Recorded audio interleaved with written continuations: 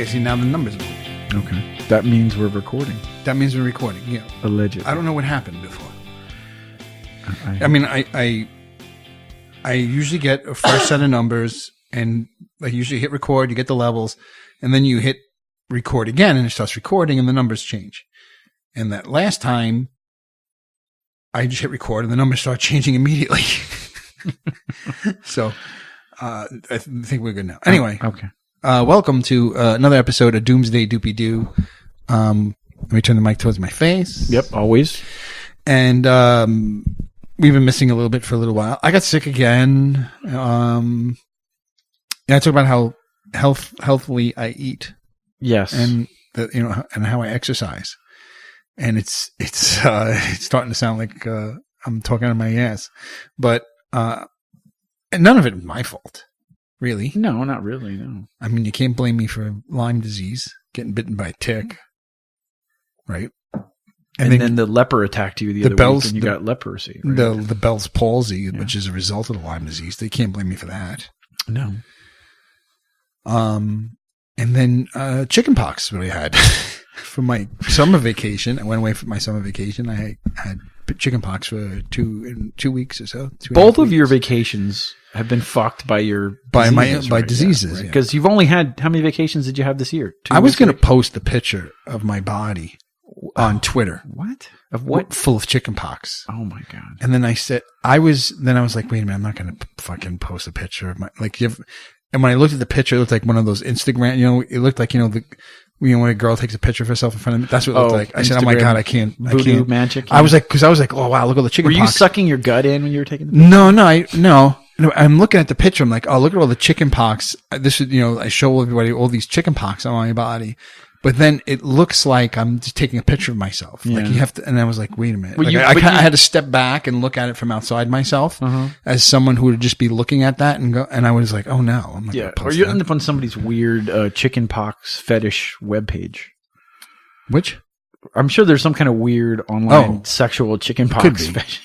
I'm sure there is. Hot guys with chicken pox. We're waiting to talk to you. Call me now. I'm so itchy. Yeah, well, all you hear is this. Yeah. No, you can make fun of my disease. I'm not making fun of your disease. I'm making fun of the fact that if you posted that picture, it wasn't fun. But if you posted that picture, like I said, you would end up on the internet in some weird fucking site, man. Yeah, possibly. You would end up a meme. You would end up as a meme or something, dude. No, it's not. I don't know. That's what happens when you upload shit to the internet. No, not a picture of some like regular dude in front of a mirror, unless they turn it into a meme where they ripped me apart. That's a possibility. Mm-hmm. But otherwise, I just looked at it and just didn't. It was like, I don't know. I would say it would have been okay to do it if you had posted the picture of your fucking spider bite.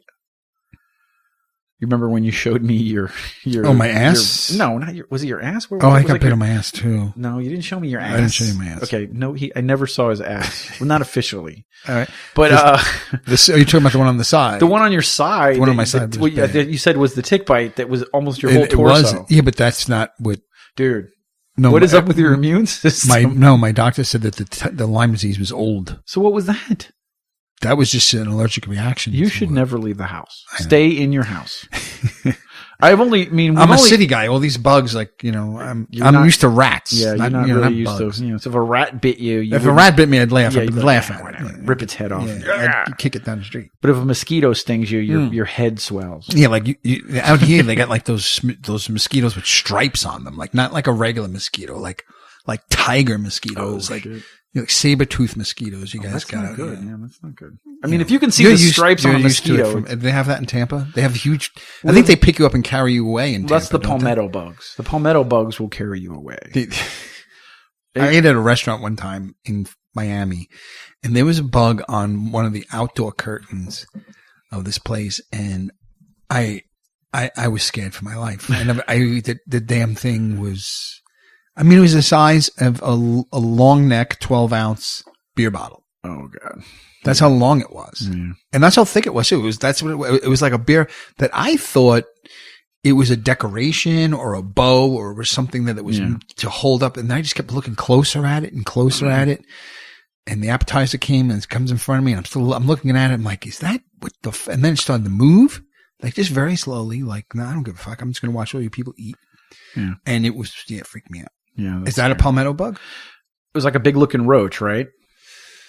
Like brown. He was brown. He looked like he had sections. He looked like he could roll up as like a pill bug. Oh, no, that's something else. That's probably, we used to have roly-polies. Those are like the things that Well, yeah, those are little gray ones. Yeah. This one, if you took a roly-poly and you made him like 6 or 7 inches long like and like Jurassic Park shit. An inch and a half, 2 inches wide and made him shiny brown, that's what it looked like. No, so that's not a palmetto bug. I don't know what that is. That's some kind of weird fucking southern Florida shit. I don't know. I don't know. It looked pretty. But no, a palmetto bug is like a giant roach. Mm-hmm. So imagine, normal roaches, right? They run all over the ground, right? But imagine a giant roach that can fly. Oh, screw that. Yeah. Well, and what would happen, and it would make me laugh, is my mother would be doing something, and a fucking palmetto bug would fly out of something into her hair. She would freak out, dude. My God. Or, dude, I got a better one, and I was just thinking about this. I was spending the night at my friend's house. We were sleeping on the floor in sleeping bags, and he was sleeping on the bed, and we were all over his room, sleeping on the floor. Mm-hmm. And a fucking palmetto bug or a roach crawled across somebody's face, dude. Mm. And he was freaked the fuck. It was the end of the night. Everybody was like, "We're going home." I literally went home and broke into my house to get into my house in the middle of the night. I'm like, I'm not staying anymore. This shit crawled on somebody. Nobody got it. It disappeared mysteriously, but it crawled across his face, dude. Jesus Christ. And he jumped up and everybody scattered. They were like, get away. Get away from him. Where's the fucking bug? Yeah, I figured it's still on. Everybody's shaking their bags out, Yeah, no. That was horrifying. Yeah, so... So anyways. Yeah, the bugs. So yeah, I'm not good around bugs or chicken pox, apparently. I guess I never had it as a kid, so I had it. Matter of fact, after the show, you remember when I came out of your bathroom after we did the show at your house outside? Yep. The RPG show. And I said, I think I gave you a list. I said 2 things. Okay. And then I said, 1, I can't believe how bit up I got. Look at my chest. Oh, remember really? I showed you all the welts and you're like, because the night before we were at Mike's house. Yes. Right? Yes. So I was like, look what happened to me at Mike's. And you're like, oh yeah, wow. I forgot what the second thing was. I said 2, and I said something else. You said go fuck yourself. No. But you say that every time. No, I said something else. That was probably witty and smart. Okay. Well, witty and funny. Go fuck yourself is not witty? No. Oh, shit. Is it ironic? It's a little bit. Okay. So initially we were going to talk about other. Initially we were going to talk about Rocky, and I did some homework. Mm-hmm. I didn't watch it again, which I feel like maybe I need to watch it close to the show so I can recall the scenes better. I do have a script printed out that differs from the movie. It's also I don't want to say it's the unedited version. It's hard to say if it's the original script. I mean, I'm sure it's not like his rough draft or his first draft. I'm sure I think it's the script that the studio greenlit and was about to shoot because there's scene numbers on it, which usually means that's usually the first thing they do. And then before the producer starts to underline and color shit in to schedule it. So it's scene numbered. So I'm thinking that that's what it is, but it's different. Like you could tell that as he was making the movie, the changes that were happened, the end script, it's hard to get a script for any movie because this starts with the white pages, then it's the goldenrod, then it's blue, then it's pink, then it's like before you know it, the script is a million colors from all the different changes. So we got plain white one over there. So it'd be fun to look at some of the differences because he makes Rocky a little cocky actually in the beginning in the script, and he doesn't come off that way in the movie. Yeah, no. But yeah. So, but I still feel like I would have wanted to watch it. I don't know when the last time was that you watched it. Been at least 2 months. 2 months. Because the boys were obsessed with it, so I've seen it a few times. But no, okay, I feel the same way. I think when you brought it up and said, do we want to do that today? And I said, you know what? We had a little bit of a lull here. I think I want to look at it one time too, just at least the first one. And yeah, with that. Oh, but yeah, that script is just the original Rocky script. Yeah. So let's plan. We're going to stick a flag in it and say next episode we're going to do this Rocky thing and get it the fuck out of the way. We need to start gearing up for the Star Wars talk because Rise of Skywalker's coming. Right. Well, here's the thing too. And it gives us some topics, like set topics for shows, so that we don't have to freestyle like we're going to do tonight. Right. Look at me already doing. Yeah. Here's the thing though. The Star Wars has two different things. One of it is going over the original trilogy. Mm-hmm. And where we kind of differ with the Empire Strikes Back and Return, and then A New Hope. But A New Hope, and like I said, is the best one. I don't know, like you disagree. No, I disagree. Yeah. But I wanted to go over what makes A New Hope the best one to me. Yep. And it's the same exact thing that makes Rocky the best one to you. That makes Rocky the best thing to me. But Rocky is more nuanced and subtle about it, believe it or not, than George Lucas is. Matter of fact, George Lucas said he copied the heroic journey so blatantly that he was embarrassed about it. He thought it would be obvious. And for some reason, while we were kids when we watched it, and even if I watched it now, I don't know how obvious it would be because you get into the movie, you're not looking for that stuff. But when you're trying to figure out what's pulling at you, I believe it is the hero's journey, the monomyth type of, I believe that's,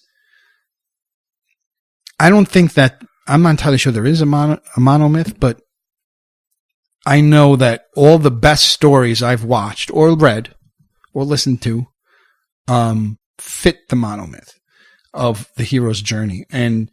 But Rocky does something which is really strange.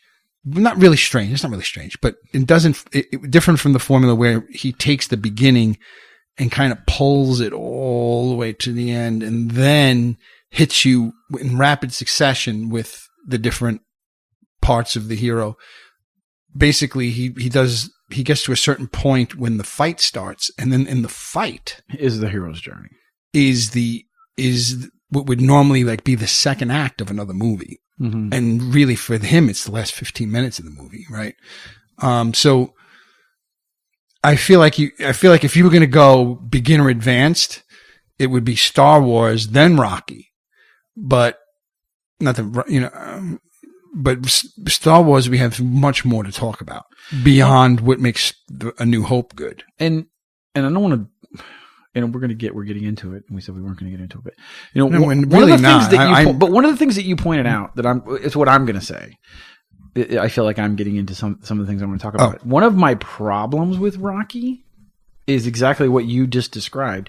You're saying, and you're talking about, when you talk about what you want to talk about, you're talking about it from a writer's perspective.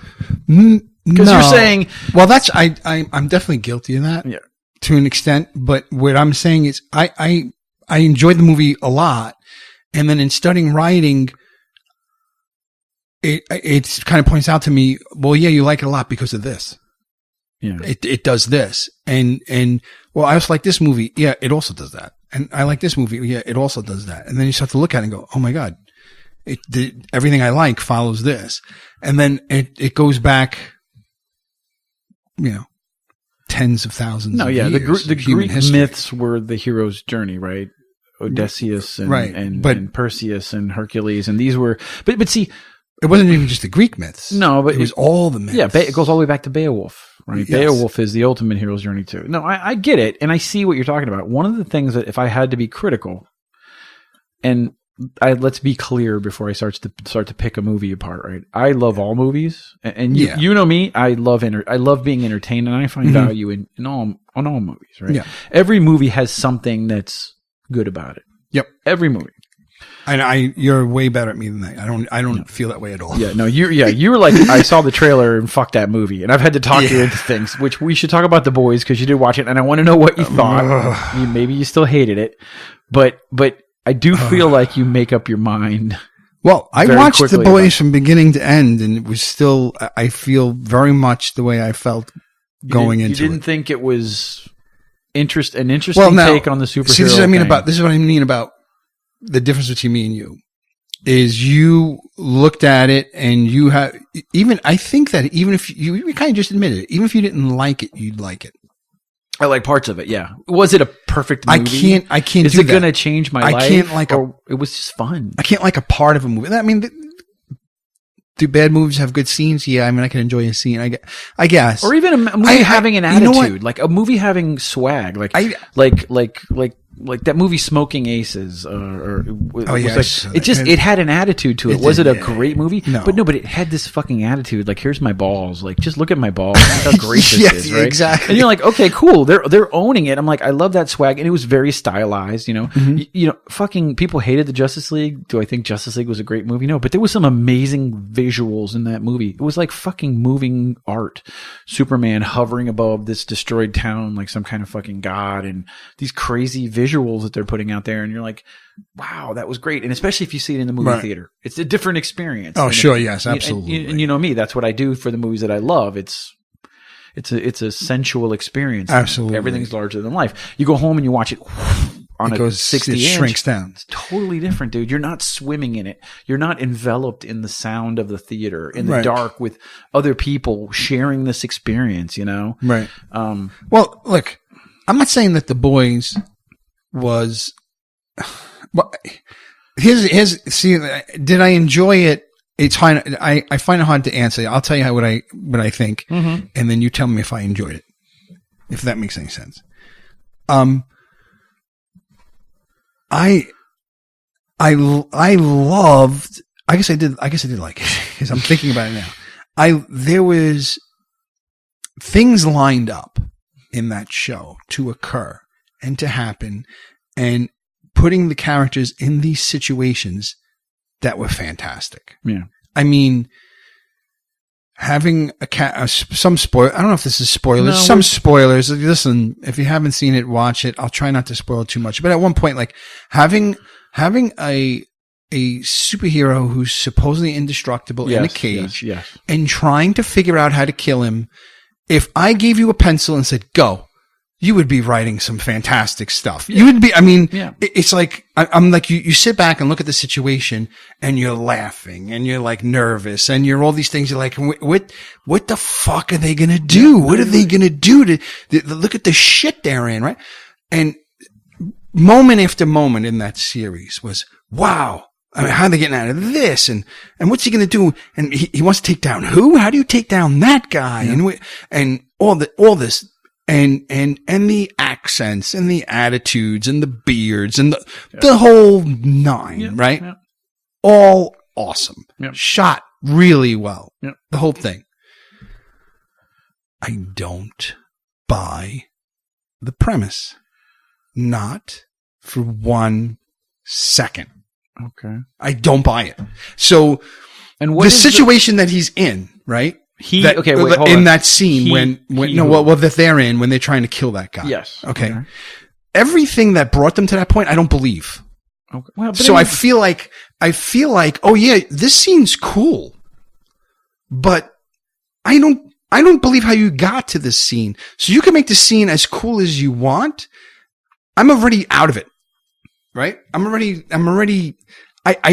You've lost me.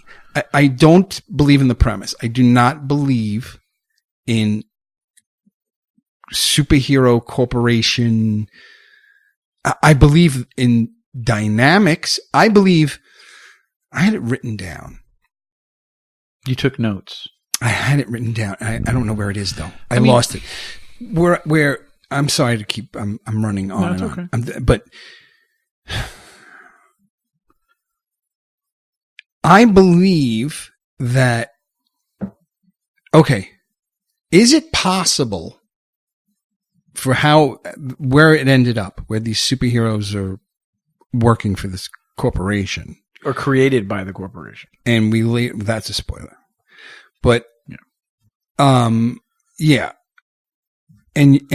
But like, even like, what's his name again? Homelander. Yeah. The way he acts towards the woman, right? Through the whole series, the whole first season, his quote unquote boss, like that if that situation was possible, yeah, and if you create someone who's God, essentially, okay, it turns out he's a huge dick, right? Then that whole season 1 is 30 seconds long. You can't be the dick that you're making him out to be and yet have a woman string him along. And I don't care for any reason. I don't care if it's because of his father or because of this one or that one and wah. But did you not get that nuance of how they controlled him? Because she had, once again, lots of spoilers, so there's no way around it if we're going to have this conversation. Okay. She had that one baby. She was nursing him, right? And he was jealous of the baby. Right. Right. Okay. And then we already determined that the superheroes were made, most of the better ones were made either accidentally or on purpose by the government. And those are parts of the story you don't know yet. When you're watching it, you don't know this. But when I read the books, I've read the comic, and it goes way past that. So I understand how because you're right. How do you control Homelander? Well, right there. Now, hang on a second. Stop right there. Yes. Okay. That's still. So really, you're telling me that the deficiencies of the series are made up by having read several of the books ahead of time. Which still makes the series deficient. So there's two arguments for that, though. One is maybe that enhanced my enjoyability of the show was because, I get to see this thing that I've read that I know is kind of, not even kind of outrageous. I mean, it's a bit like Jerry Springer superhero, shock value superhero comic. And that's what the comic is, right? It's just fun of, let me push boundaries and do some crazy shit related to superheroes who tend to be pretty, shucks, I clunked him on the head and took him to the jail, and yeah, that changed a little bit, but this was taking it to an extreme, like I said, to a Jerry Springer level extreme. Right, but now if you're reading a comic book, right? Yes. And you're reading this Jerry Springer-like take on comic book heroes, there's an irony to it. There's a different level of enjoyment to it. I think where you could see it being made, maybe being not made fun of, but not taking itself too seriously, while pointing out the deficiencies in a dramatized way. It's easier for a cartoon character to deliver some of these things because you're saying you can't believe that superheroes would be this way, but. Because it's treated very seriously. It's treated like a National Geographic. It's not like they're poking fun at anything in that series. No, not overtly. Like, it's not like he turns to the camera at some point like Deadpool and goes, "Gee, shucks, isn't he a dick?" Right. Well, however, whatever nuances were in the comic book in terms of they tried to nuance the reason why she was able to control him, and do it where it didn't clunk you over the head. And also maybe it's more of I guess it's not even a season 2 thing because he fucking killed her. So, but that he had some kind of Oedipus complex because he was obviously a baby that was raised in one of these labs. Maybe even she was the woman that raised him because she's done this multiple times with these superheroes, right? Because then she's got control of them because she's mom, right? She's the only mom that they've ever known. And she's this metaphorical mother that they're bonded with. Right. Now, that's a lot to expect from a person who didn't read the comic. And if somebody's looking, dude, here's the problem that I think you have is you're watching something about superheroes and looking, the minute you start, I saw you do it upstairs. You guys, they were watching that show and you said, if he was climbing over that 100 feet above a fire, it would burn him to death. He climbed on that thing. They just finished telling me. Okay, I walked into the room. Tell the whole story though. No, I mean, come on. I didn't hear the whole story. I just walked into the room. Okay, and I found out that Dwayne "The Rock" Johnson scaled a burning building with duct tape. Yep. Okay. And my 10-year-old he did not turned around and said, yeah, pretty stupid. I said, not only that, it wouldn't matter how high he was above the fire line, he would roast like a fucking marshmallow. Right. But the minute that here's the thing though. The minute that you're sitting down to watch a movie that's made to entertain you and to not necessarily be realistic.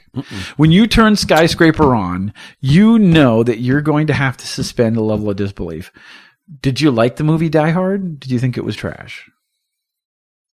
I liked it. I enjoyed the movie. Do you think that Bruce Willis could jump off the top of a building with a hose tied to himself as it explodes and not die? No. Okay. But that's what I'm saying, though. It's the same thing with the superhero, though. It's an extension of that, though. When you watch a superhero movie, you have to be willing to turn off logic and rationality. No. And I agree that a writer should keep things close to the real world for believability's sake. But I think sometimes for story and effect and just a cool fucking scene, I think it's okay to go, you know what? It would just be really cool if he did this fucking stupid ass stunt that would be really neat to watch. Yeah, I don't. And you don't subscribe to that. I don't completely subscribe to it. I mean, to an extent, maybe, but I don't completely subscribe to it. You're right. I should suspend some disbelief if I'm watching a superhero show, right? Let's talk about Rocky but, for a minute. But wait a minute. Wait, hang on a second, though. I'm fine with that. Okay. But then don't take those superheroes and put them in a soap opera. In a drama and handle them, make it either if you're going to make it a superhero thing, then don't tell me, then I'm supposed to then suspend all belief, right? Because they're superheroes and there's a man who could fly. Okay. I'm going to suspend that belief. Okay, yeah.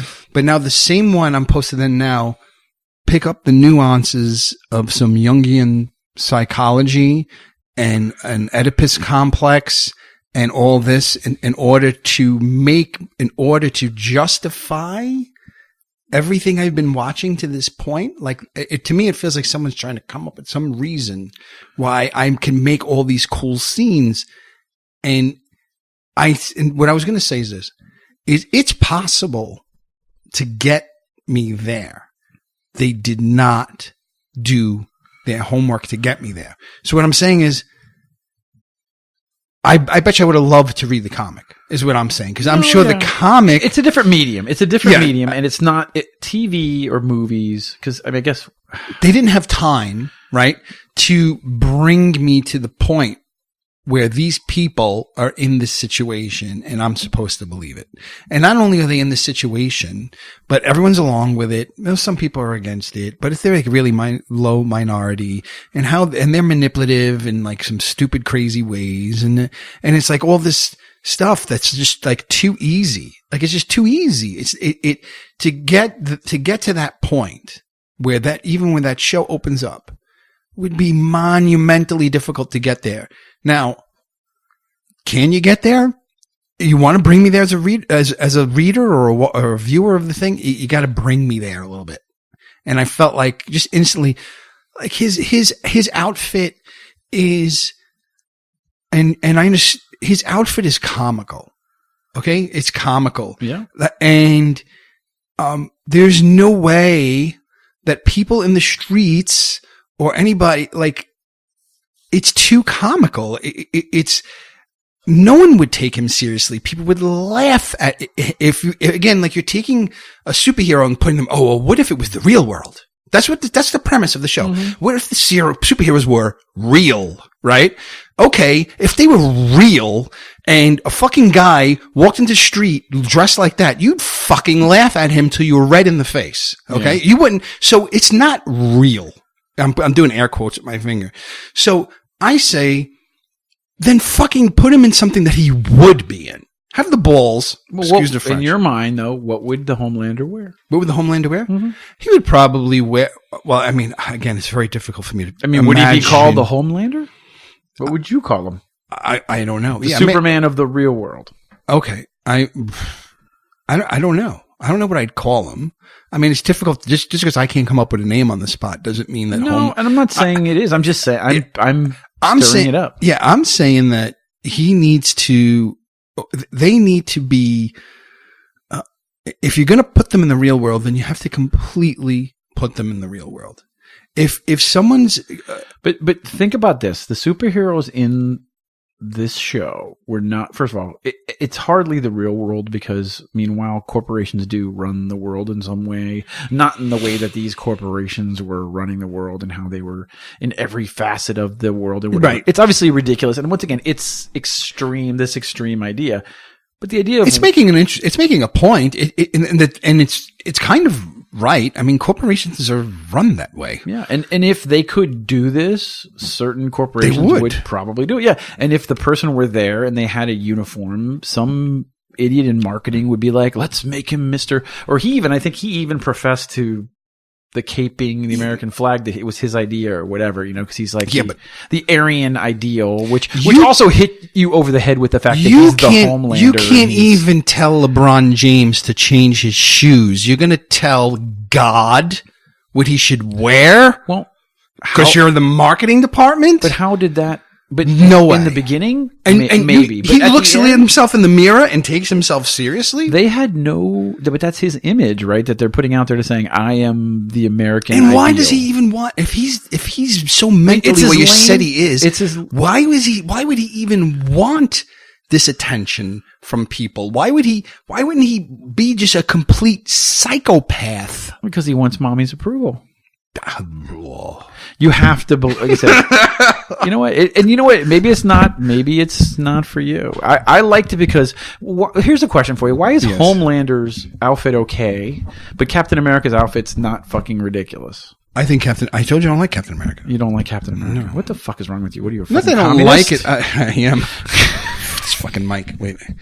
Oh, I'm pulling the wrong thing. I mean, because that's who Homelander is, right? They took Superman and Captain America and they put them together. Yes. Like that's the character. I'm sorry, I'm fixing the mic stand. So whatever. That's all the noise. We were talking about reality stuff. And it doesn't surprise me that you didn't like it, but I'm happy that you at least watched it to be critical of it. And I told you I enjoyed those scenes. Are freaking awesome. There's some scenes in there that are amazing. And that's the part that like I go, maybe I do turn a blind eye. Like those scenes that impress me of like, oh fuck, they just did that. Like that was really hilarious and funny and entertaining.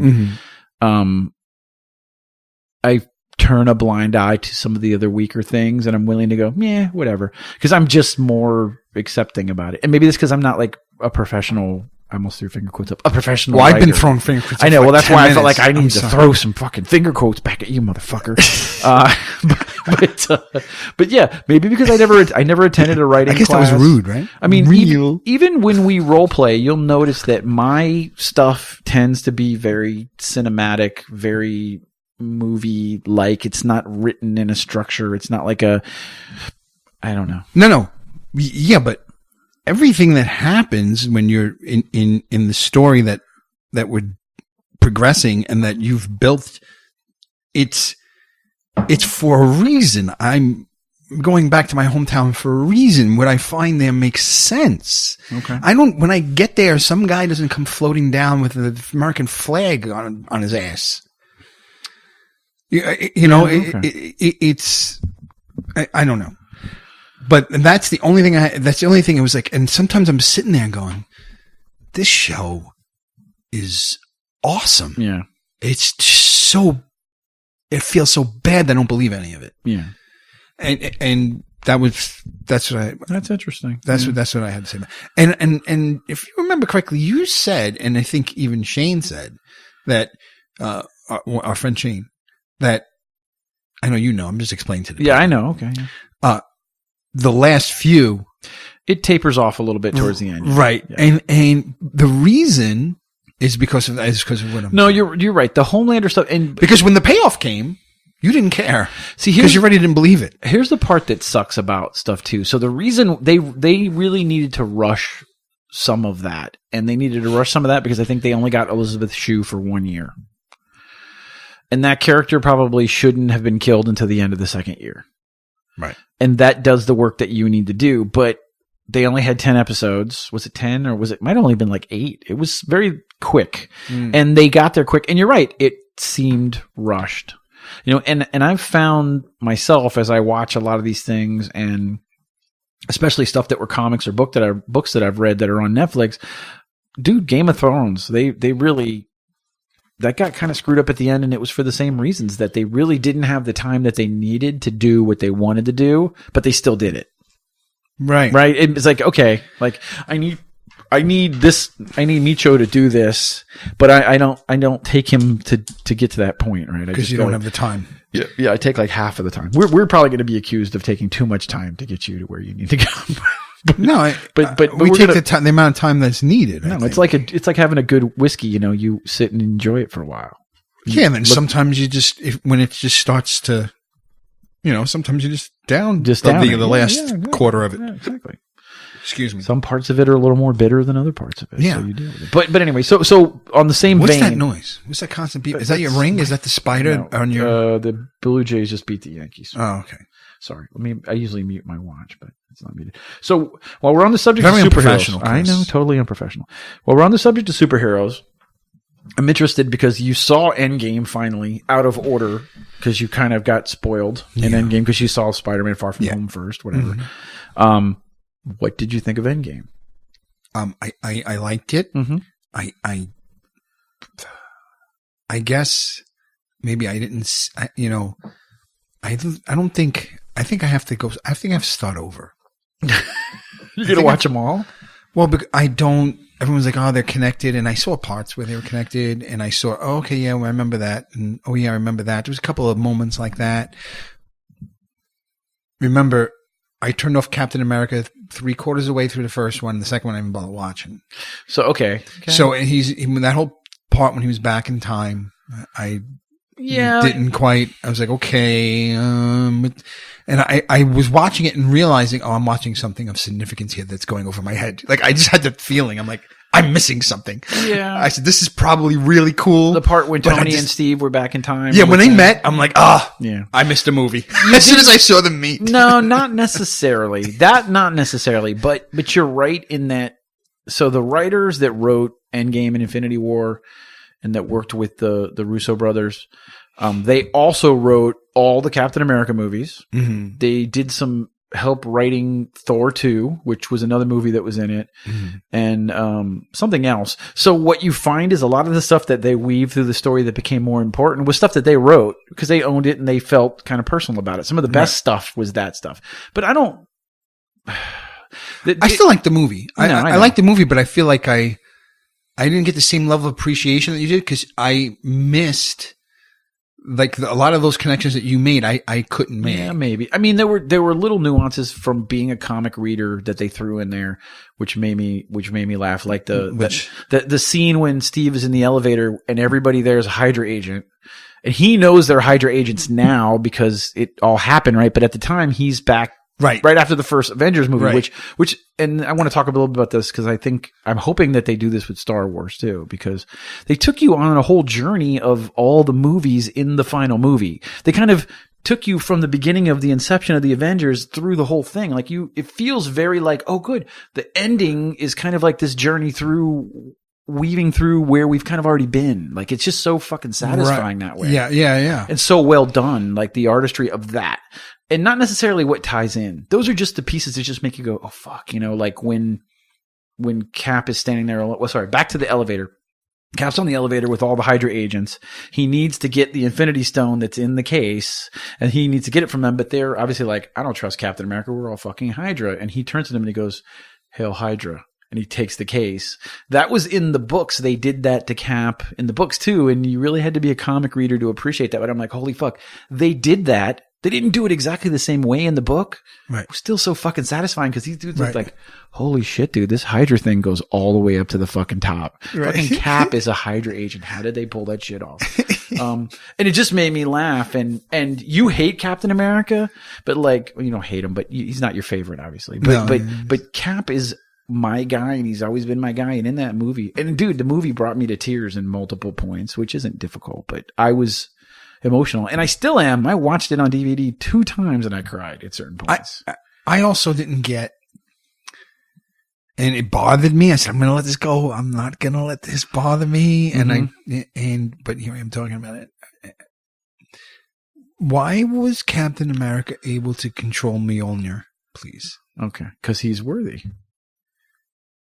So this goes back to another joke back in, and they're kind of talking about it. So Mjolnir has that whole piece where it says, he who is worthy can lift me, and has all the powers of Thor, right? And back in Avengers 2... Wait, what's that from? That's from the actual... Odin says that in the Thor movie, and it goes back to the Thor mythos, is there was a point where he threw Mjolnir back to Earth, and he stripped Thor of his powers and sent him back to Earth. This was Thor movie 1, and said... Right. whoever gets this gets the powers of Thor. It's also kind of like a nod to the Thor in the comics, who wasn't just strictly a god in the beginning. He was like this normal man, and he had this stick and whatever. So they play off of that. And I didn't read the comics. The Norse, a lot of the Norse stuff. I don't know a lot of the Norse stuff. I know some, but what I know of Mjolnir is that not at all that. Yeah. So when I saw Cap, like Mjolnir is not for who's worthy. The only person, only someone of pure of heart can wield Mjolnir. There's only been in the Norse mythology. In Norse mythology, I don't know, but I mean, I'm telling you, in Norse mythology, the only person who could lift Mjolnir is Thor. That's when it was made. It was just, here's a hammer, only you can lift. And when you throw it, it'll come back to you. That was what it was, and it'll destroy anyone it hits. And it can control lightning, yeah. But so in the comics, they've done this whole thing with only people of pure of heart can wield Mjolnir. See, I didn't know that. And Cap has done it in the comics. So in Age of Ultron, that makes sense. In Age of Ultron, they're all at this party, and it's a pretty cool scene where they're all trying to lift Mjolnir. Oh yes. And Thor says, "You're not worthy." That's right. And then Cap goes over. I should have hung out with you a couple of weeks before going to this movie, because then I would have liked that scene even more. That's that scene when Cap wields Mjolnir and he's kicking the shit. That's hilarious. It's awesome. I'm like, that is amazing. That's hilarious. But in Age of Ultron, Cap lifts it. It starts to just move a little bit, and he stops. It wiggles like that. And Thor goes like this for a second. What the fuck? Yeah. And what they say, the backstory is Cap could have lifted it, but Cap is so the most awesome human being on the planet. Right. He didn't want to embarrass Thor. Right. But he always could lift it. That's what the Russo said, which I thought, that's still pretty cool. But that scene is fucking awesome, dude. But I just love the idea, as far as Cap is concerned, that the reason why I love the character is he doesn't quit. He doesn't know how to quit. When you watch Civil War and he's fighting Iron Man to protect Winter Soldier, he keeps getting up and he keeps getting up and he keeps getting up. And even at the end of Endgame, when everybody else is down and he's standing there with a broken fucking shield by himself, and he looks up and there's a fucking army. And once again, it's ridiculous. There's a fucking army, a horde of aliens coming. Right. And he's standing there by himself. And he grabs the shield and he pulls the buckles. He makes it, he straps in. Fucking A, dude. And that's why Captain America is my guy, because he doesn't have any fucking quit in him. Yeah. And where he came from. And I totally buy into that whole thing. The skinny kid from the street that becomes the perfect man, but he still has the most awesome heart because he grew up as that skinny kid on the street. In Brooklyn. Right. No less. In Brooklyn. Yeah, I mean, I don't know why I didn't like the movie. I never read the comics. I didn't like the movie. But, yeah, no, it's a great scene. Yeah, so great scene, and again, totally believable. It's something Captain America, based on the movies that you've seen so far, and that's the ones that I've seen where he was just Avenger movies. Yep. With my exposure to him and what I knew from him from Saturday morning comics or whatever, cartoons.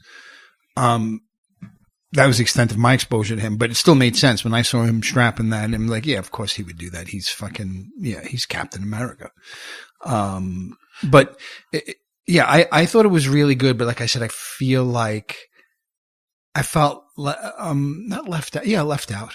Yeah. I felt like I was at a really, really good party, but I didn't know enough people. Yeah, everybody else was having a good time, and you weren't. You were having a good time. I was having a good time, but I wasn't having the good time that the cool kids were having. Okay, I got you. Well, I don't think it requires seeing all of them. It requires seeing certain ones to really appreciate it. I mean, or just that recently, like that you remembered that scene. Like I didn't remember that scene until you just said it. It's one of those things where you were like, "How do you have time to watch this?" Sometimes there's shit on at my house just on the TV. And I'm not watching it. I see that all the time when I go in your house. The game is on somewhere. Something is always on. The show on. is playing. And you'll stop and you'll watch. And you'll watch for 5 minutes. Yeah. You go, I love this part. And you watch it. And it's like Star Wars, all the Marvel movies constantly on in my house. So I guess, yeah. And it's interesting that you mentioned the hero's journey, because if you talk about hero's journey, you talk about the ultimate hero in this 20 movie fucking massive undertaking that they did,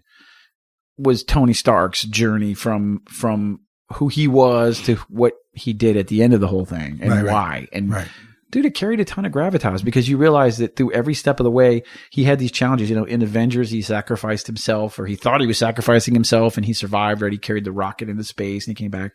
Then they gave him fucking PTSD. You know, he goes from being this person who wants to protect the earth to being like, fuck everything, you know. The character changed so many times. And then in that last moment of what he did, that moment of sacrifice, No, it was a really, really good movie. But like I said, there were just a lot of scenes where I just felt, I knew I was missing something. Yeah. And it's just a weird feeling. It's like, I should have watched it. I would say I was getting that. I think there are a lot of people said it was a good movie, but you really have to be into everything to say how utterly satisfying it is from a fan. It's like, I saw something come to such a satisfactory end. I have no bad feelings about it. I almost feel in a way, and I'm having a problem with it, that like the Marvel thing is done now. Like it felt like this epic climax. Well, you said, it's better than Iliad and the Odyssey, right? Yeah, it was, That's what you said last dude, time. It was a massive undertaking to do what they did and to tie it all together and to hold continuity together, right? I mean, the shit that they did in Far From Home with the snap, right? That was fucking ridiculous, dude. I mean, did you see there's a YouTube video. Okay. Shit, are we getting our phone? Marvel writers explain how they wrote MCU blockbusters. And it's the two guys you're talking about. Yeah, is that where they said? You seen it? I bookmarked it as a note because I didn't think we were doing that. I thought we were doing Rocky. Well, I saw. I heard them on.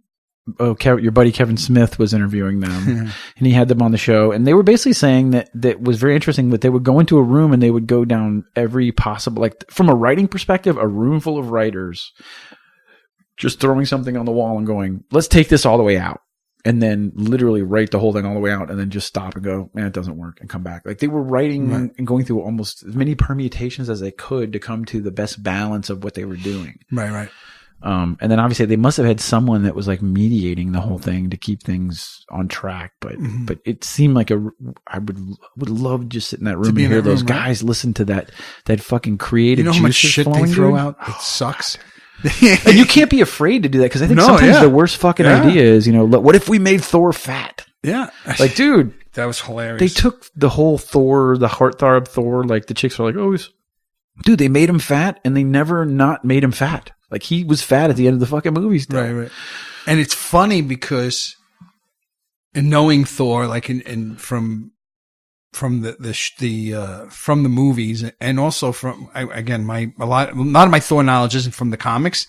They're from Avengers comics. I've read a couple of those, not Thor comics, and some Norse mythology. Is he's a legendary eater and drinker? Yes, he could. Well, he's the ultimate hero. So, like, if he goes to the feast hall, he could hang with Volstagg, one of the Warriors 3, and they could eat together. He could drink, but he doesn't barrels get fat. Like, Volstagg is fat, right? Get he drinks barrels of beer. So you sit there, and I'm thinking, wow, what did he eat to get like that? Yeah, exactly. Or what is he drinking to get drunk? Yeah. But no, I mean, it's, I thought it was a really good movie. Yeah. It was, like I said, that was my thing, is it was so satisfying. And especially because for me, like I had been watching that with my oldest, and we went to see that for his birthday, for his 10th birthday. And, it kind of sucked because he was sitting with his friends, because he went with he brought all of his friends, and I'm sitting over here and he's looking at me and he kept coming over and looking at me, and I said, hey, it's okay, dude. So we went and saw it again by ourselves, and we shared the experience. Just us, and, right. I don't know. He's funny because I'm always crying during movies, and he's always looking at me. And he goes, Dad, when I cried? This is going to make me cry. I have to be careful. Okay, it's all right. When you get older, you're fucking weepy, dude. I'm just weepy. I think that's why I like Kevin Smith, because I'm weepy too. Well, you could appreciate. You have a different appreciation of life in its moments as you get older. So you see how good the moments actually are. So go ahead. So at the end of the movie, they bury Tony Stark, and that's a really kind of an epic moment too. And then they're sitting there, and he had recorded this message, right? And you kind of get Robert Downey Jr. being just chewing the fucking scenery because he's fucking awesome, in everything that he does. And he's got, got the helmet, and he's like, hey, so I just figured I would record this and blah, blah, blah, blah, blah. And he records it, and he leans, the hologram leans in to turn off the helmet, and he looks at where his kid is. Like, he just happened to look that way, and he said, "I love you 3000," and he turns off the helmet. And my son said that made him cry. That's nice. And he said, "Because how would I feel if you were gone?" I'm sorry. That's all right. So anyways, yeah. So I was like, "Oh shit, dude!" I'm like, my kid got that. And I was like, wow. That's a good job by you. Yeah, no. So anyways, I don't know. Maybe not. He's awesome. He's strange, but awesome. No. I mean, that he picks up on that. That's awesome. He's, it's like I said, you realize how much of our kids that we are. Cause I'm passionate about movies. I love film, and he's very passionate about it to a degree. Like, he's obsessed. He can't watch the new Joker movie, but he's dying to watch the new Joker movie. Yeah, it's rated R. And it's rated R. And he's pissed off. He's always like, "Dad, what's the rating?" I'm like, "I don't know." He said, "Dad, what's the rating?" I'm like, "I don't know." Then Did you see it already? No, it's October 8th. Why, do you want to go? Do you want to go with me and see it? Let's go. Yes, I'll go. Like, I sneak out, but just promise me you don't cry and embarrass me. Oh God, I hope I don't cry during that. I cry during some weird movies, but anyways, I'm just kidding. So, I said I'm into my shit. No. But I shouldn't have joked about that. No, dude, it does. Trust me, it doesn't bother me. I'm legitimately joking. Dude, I'm so self-aware. It doesn't bother me. I don't care. It's ridiculous. I can't believe I just cried on our podcast. No, listen, this is good. We're gonna get listeners now. Okay, maybe. So, anyways. No, I mean that's a weepy moment, man, when he does that. I mean, dude, it is. But it's just so fucking. It's very subtle. It's just like, hey, and she says it earlier, and it just seems like, and I love the fact he walks into Gwyneth Paltrow and he goes, "I know that you think that you're her favorite, but she just told me she loves me 3000." Like, what the fuck? This is a fucking great line, just random, something that a kid would say, that would make a ton of sense to a kid, but doesn't really make a ton of sense.